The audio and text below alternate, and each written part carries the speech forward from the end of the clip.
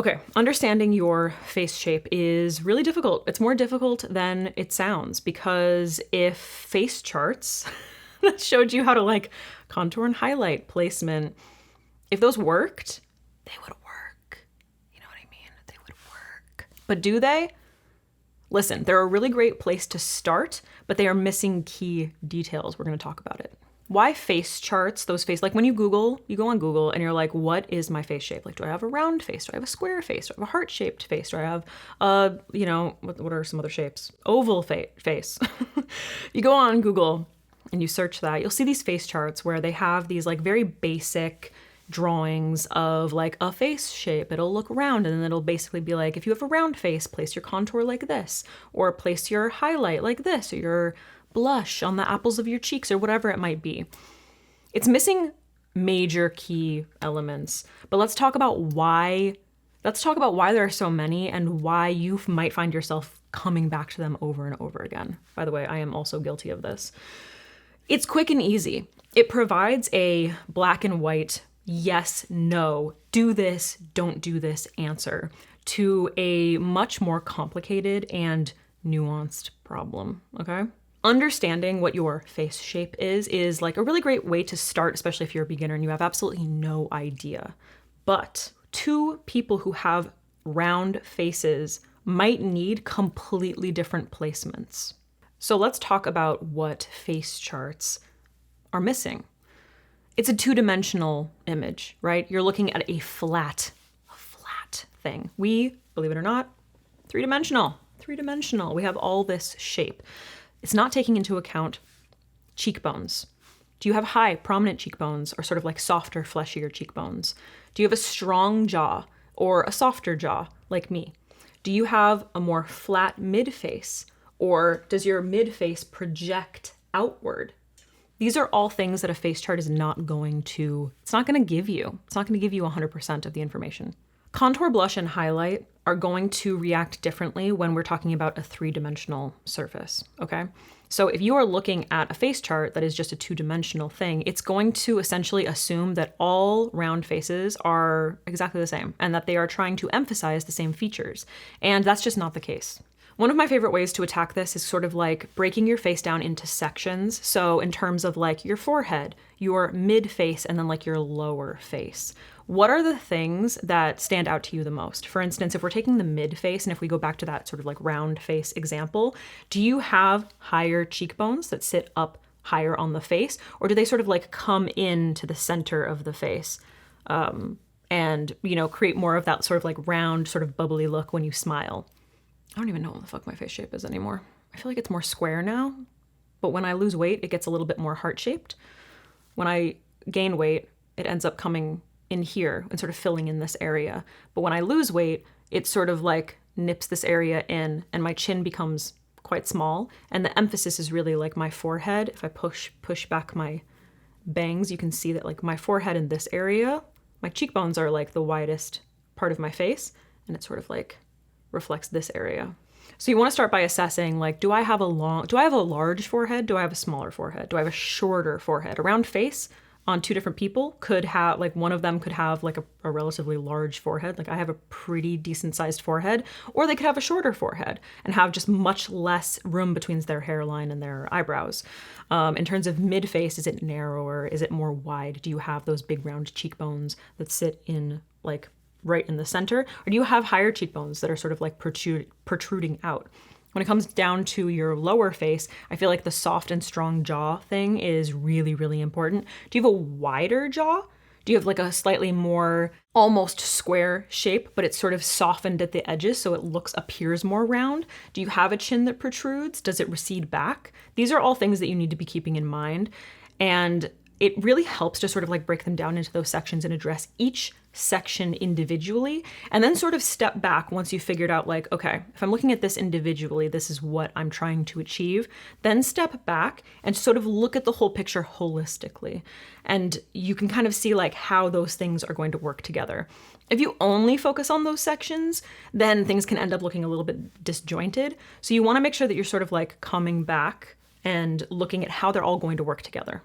Where this becomes much more important. And a really good way of thinking about this is soft versus strong features. So a round face could have a flatter mid profile, or a round face could have a slightly more angular and like sharper cheekbones. But overall, when you sort of like step back and look at like the actual, like the shape of the face that goes like this, if we're just thinking like 2 dimensions, they could both be round, okay? But those like angles are super important. So you want to be thinking of the face in terms of planes and shapes rather than just like one shape overall, okay? Okay, so flat versus angular features, sharp versus soft transitions, and then do you have a flatter versus a more, I was gonna say protruding mid face? Once again, I'll just show you mine. It kind of goes like this, you know what I mean? Like that. The reason that these face charts sort of like end up failing is because they're not, first of all, they're not taking into account individuality. And they are also assuming that we all have the same like desired outcome, you know? And that just might not be the case. So when it comes to applying your contour, you want to make sure that you're enhancing the structure of the face that already exists, okay? You don't want to be drawing in fake cheekbones. It's not going to look proper. It's not going to look correct. So let's use my face as an example. Let's assess, like, where are the bones? Where is the structure of my face? This might be helpful to do without makeup, with makeup. Without makeup, I would suggest just sort of like touch your face. You might actually watch some makeup artists. They really spend their time with skincare, and mostly you'll see them sort of using their hands to sort of like work it into the skin. The reason for that is that they're taking their time getting acquainted with the actual structure of the face, like what's going on underneath the face. So if I touch my cheekbones, if I sort of go in here, I can feel that the way that my cheekbone goes, it sort of goes like this shape. I can feel where the projection, the highest projection is like right here. Especially if I turn my face like this, you can kind of see how my cheekbone sort of like wraps around this area with the highest, the widest point projected right there. And then if I take a look at my jawline, it's a bit softer. I don't have a particularly prominent chin. In fact, it's a lot softer when you get down to my neck. And if we take a look at like the way that my face is projected, I have a soft chin that sort of swoops into my neck, and my face is quite projected in the mid face. So we have my nose coming out like this, all of my features sort of coming out like this in that sort of a shape, okay? So we're not particularly flat in the mid face.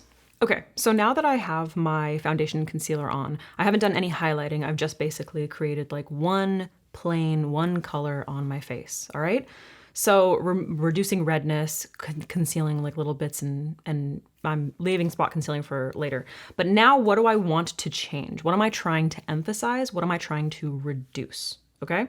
You can see the difference in applying one color to my whole face. We sort of like removed the natural shadows and color and dimension from the face, right? So we flattened it. So now what we want to do is we want to bring that dimension back with blush, bronzer, highlight, contour.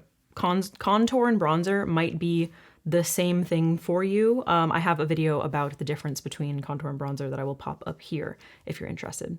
After assessing those features and seeing like where things are sort of protruding and receding, you can decide like how much do I want to emphasize and how much do I want to minimize. And then that will really inform like where you're placing your contour. Now, I've heard from some people who have very, very round faces, full faces, that they're like, when I touch my face, I don't feel anything. I've heard that from people. Now, number one, you can do the like trick, just kind of like bring things in and just get a sense of like where the cheekbones are. I'm sure that if you feel around in there, you're going to be able to feel it. Don't overemphasize if you have like a very, very full rounded face. You do not want to be placing like a super heavy contour on like a flat plane. It's just going to end up looking like really, really heavy, and kind of like it can end up looking muddy or dead on the skin, especially if you don't have the perfect color match. So remember to just keep things a little bit lighter and don't fight your features. Do not fight your features. Bronzer traditionally, and this is where you should watch that video, my bronzer versus contour video. Bronzer traditionally is sort of used to sort of like warm up the face, create a little bit of that glow, that health, that like warmth that's gonna make you look like you actually stepped out of the house and you're not like a vampire like me who just stays inside all the time.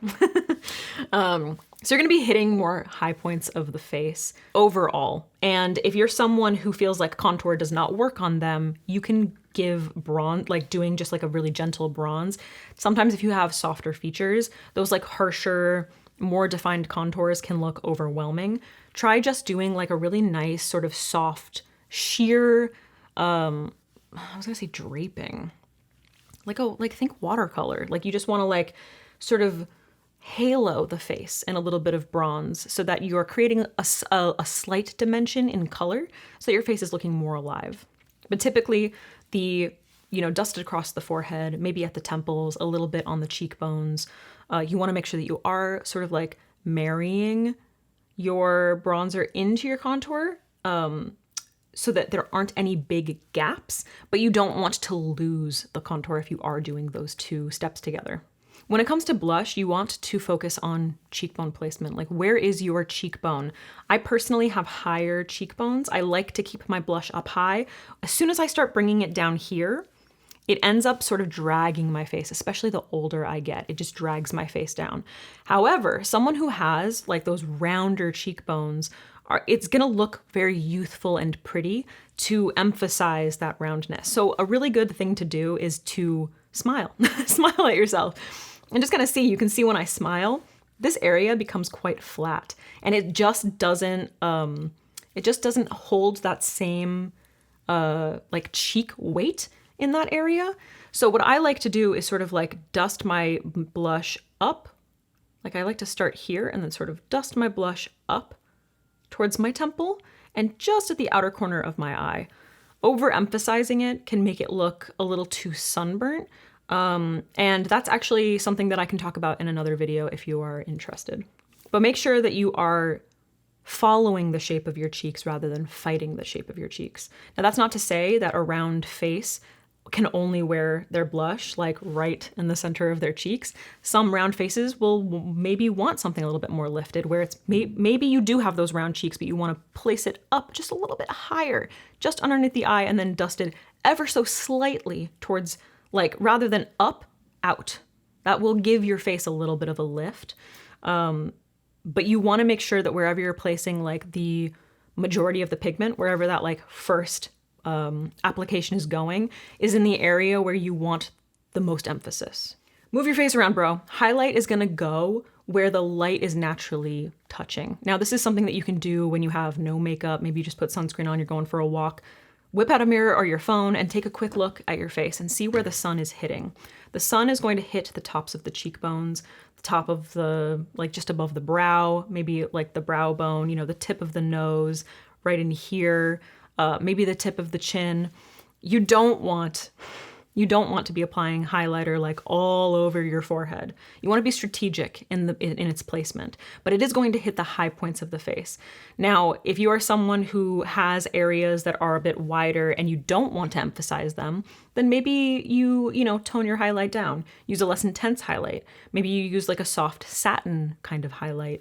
Or maybe you skip highlight altogether and you just go for a slightly more like sheer natural foundation finish. It's really going to be up to you. But placing a highlight, if you're trying to fight your features and you're placing a highlight in an area that is not actually hitting where the light reflects, it's going to be very, very obvious. It's just going to look, it's like when in 2016 when we were all obsessed with the little like nose dot contour, you know, because we finally learned from the drag community how to like make our noses look snatched. We were placing like dots of like foiled shadow like up here to be like, oh, look at my cute little button nose. It's not exactly, everyday wear. But if you want to wear it every day, but like more power to you, I support you. So if you've been incredibly frustrated with like trying to figure out your face shape and feeling like, you're constantly going back to face charts online that are showing you like maybe you have a round face, you have a square face, and you're like, I don't understand, like which one do I have? And why does this placement not work for me. It's not that there's something wrong with your face shape or that you're crazy. It's that there are going to be a lot of different factors within each face shape. It's lacking some information. And by some, I mean quite a bit of information. So try to keep in mind that we are three-dimensional human beings. Take a quick look at yourself in the mirror. Make sure that you have like a hand mirror. Take a quick look at your profile. What are you trying to emphasize? What are you trying to minimize? And think about your lights and darks and your likes and dislikes, I guess. I'm a huge proponent of wearing whatever makeup you want, okay? If you are someone who likes to go out there with like a literal line carved into your cheekbone for your contour, then no one is supporting you more than me, okay? 100%. I think makeup is like the coolest form of expression because it literally washes off and you can do it differently every single day. Become that chameleon, do what you want. But if you are someone who has struggled with your face shape and you've been like, I just don't understand, like this is not working for me, these might be some really important things to consider. I hope it helped. Thank you so much for watching. Please like and subscribe and leave a comment. All that shit helps me. Like, it's so annoying. I used to like not say that, but it really does help. If you are interested in seeing a video about why your makeup is looking really flat, like if this is a problem that a lot of you have, please let me know. I'd be happy to make a video about that. And yeah, just watch out for some other videos. I don't know. Stuff is linked, you know what I mean? I don't know what else to say. Thanks for watching. I'm gonna go. Bye.